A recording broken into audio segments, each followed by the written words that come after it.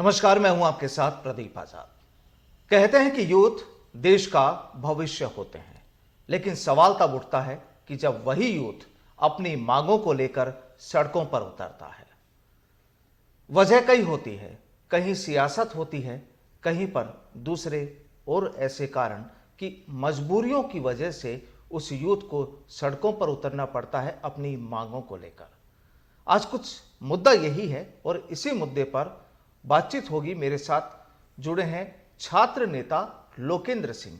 और छात्र नेता लोकेंद्र सिंह आज हमारे साथ इसलिए कि राजस्थान विश्वविद्यालय में पिछले लगभग 2.5 साल से, यानी साल 2020 गुजरा, साल 2021 गुजरा और साल 2022 की शुरुआत हो चुकी है, लगभग हो चुकी है। और छात्र नेताओं का कहना ये कि वो पिछले 2.5 सालों से इंतजार कर रहे हैं कि राजस्थान यूनिवर्सिटी में भी इलेक्शन हो।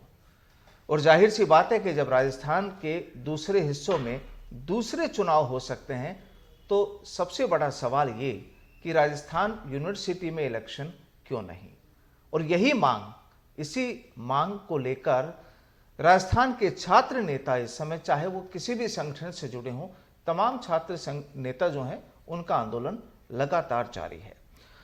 लोकेंद्र जी से आज जानेंगे कि एबीवीपी से लोकेंद्र जी जुड़े हैं और लगातार जो इनका आंदोलन चल रहा है। मुख्य मांग लोकेंद्र जी आप बता रहे हैं कि छात्र संघ चुनाव, लेकिन वजह क्यों हो छात्र संघ चुनाव, आखिर वजह क्या है? जी, पिछले 2 वर्षों के अंदर पूरे प्रदेश के अंदर अलग अलग चुनाव हुए। पंचायत चुनाव, निगम चुनाव व कई जगह पूरे राजस्थान के अंदर उपचुनाव हुए।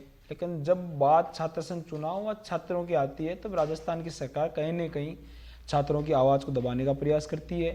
कोरोना काल के अंदर इन्होंने बहुत बड़ी बड़ी रैलियाँ की। अभी हाल ही में दिसंबर 12 को इनकी राजस्थान कांग्रेस की महंगाई रैली थी, उसमें पूरे देश की कांग्रेस सरकार, कांग्रेस के लोग आए और लगभग 2.5 लाख के करीब लोग थे।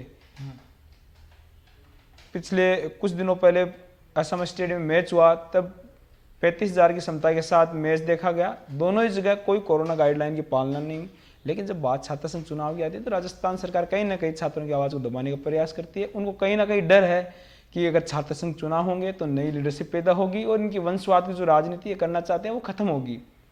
तो लोकेंद्र जी, अभी जो आपका मुख्य जो मुद्दा है, एक तो हो गया छात्र संघ चुनाव, और छात्र संघ चुनाव में भी आपने कुछ ऐसी चीज़ें ली होगी कि जब वो चुनाव होंगे तो उसके बाद वो चीज़ें, वो बातें, वो मांगें पूरी हो पाएंगी। तो आखिर कौन से ऐसे मुद्दे हैं जिन्हें लेकर आप चाहते हैं कि वाकई छात्र संघ चुनाव होंगे तो हमारी ये मांगें पूरी हो सकती हैं? जी देखो, एक छात्र नेता ही होता है। जब कोई कहीं भी छात्र जब विश्वविद्यालय में प्रवेश करता है, कॉलेज में प्रवेश करता है, तो चाहे उनकी टीसी हो, माइग्रेशन हो या अन्य कोई डॉक्यूमेंट हो, विश्वविद्यालय में चाहे पानी की समस्या हो, चाहे क्लास की समस्या हो या किसी भी प्रकार की कोई भी स्टूडेंट को जरूरत पड़े, तो छात्र नेता प्रदेश में कहीं भी जब छात्र को जरूरत होती है तो खड़ा रहता है, दिन रात छात्रों के लिए काम करता है और इसी से एक नई लीडरशिप का निर्माण होता है।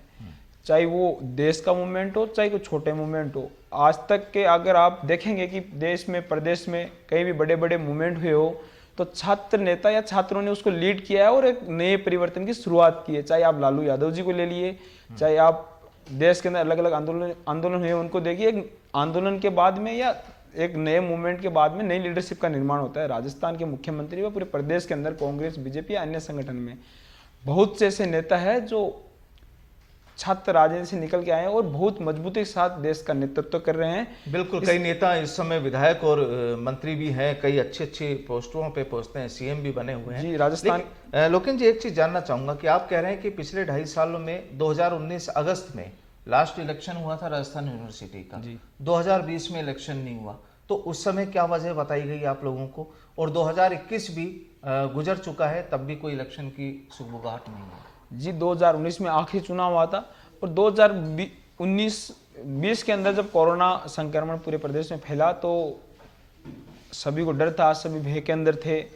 छात्र शक्ति ने, छात्र संगठनों ने दिन रात सरकार के साथ मिलकर काम किया और उस टाइम पूरी छात्र शक्ति, छात्र नेता भी वाजिब मानते थे कि हाँ, इस समय चुनाव हो सकता है, संभव नहीं हो। तो पूरे प्रदेश स्तर पे 2020 में किसी ने कोई चुनाव की मांग नहीं की।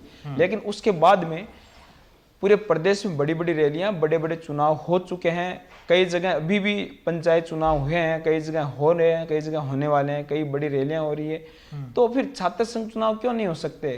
क्यों राजस्थान की सरकार छात्रों की आवाज को दबाने का प्रयास कर रही है?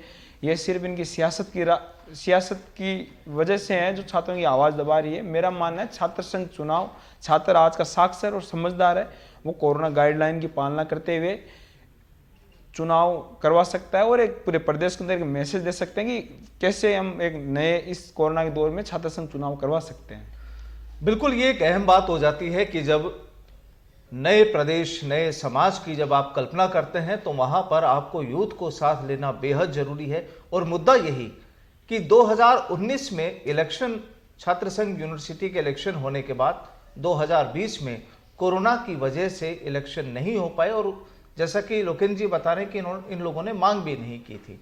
लेकिन 2021 भी गुजर गया और वाकई एक बड़ा सवाल ये भी उठता है कि जब इसी प्रदेश में दूसरे चुनाव हो सकते हैं तो छात्र संघ चुनाव क्यों नहीं? बहरहाल अब ये सियासत इसे माना जाए या कहीं ये माना जाए कि यूथ आगे ना आए। और बकौल जिस तरह से लोकेंद्र जी कह रहे हैं कि या तो सरकार ये नहीं चाहती कि नया यूथ पॉलिटिकल हालात पर आगे आए, पॉलिटिकल मुकाम पर आगे आए ताकि वंशवाद खत्म हो सके।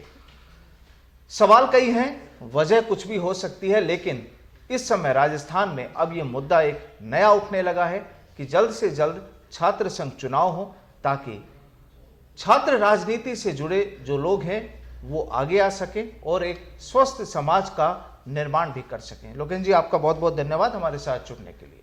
नमस्कार। Thank you so much.